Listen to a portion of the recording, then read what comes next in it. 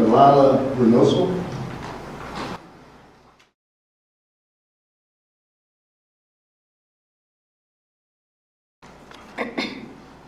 Good morning. My name is Dalila Reynoso. I am the lead mental health advocate for Texas Jail Project. I want to talk about 2 points since we are yet in another legislative session that seems to be failing to address the mental health crisis in our county jails.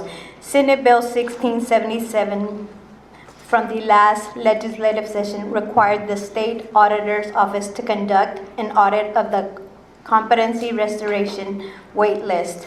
One of the most glaring gaps in the report is a complete silence on the CCQ that are mandated for individuals who are booked into jails. As you know, CCQ tells us if the person touched our public mental health system in the 3 years prior to the date of booking.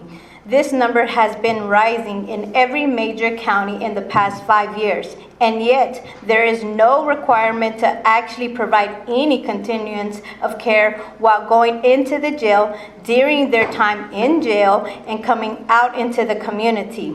This is reflected in the auditor's report.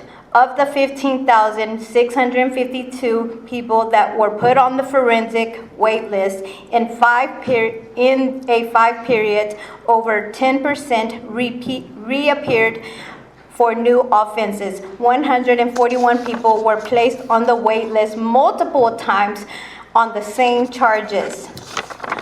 What does this mean for our jails? Is this what we are paying for? A public mental health issues in the wrong system, and we are paying for it twice.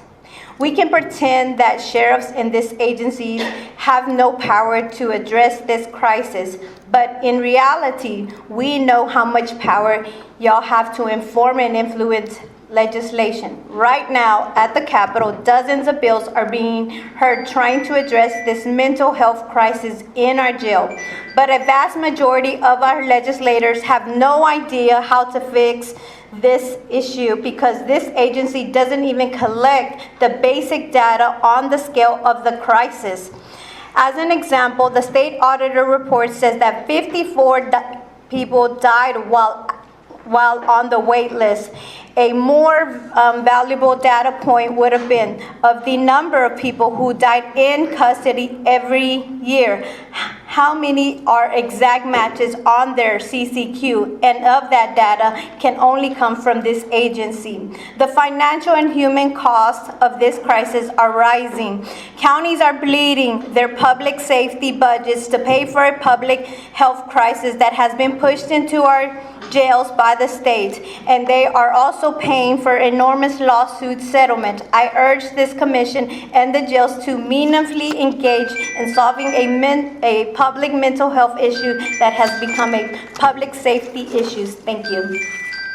Thank you.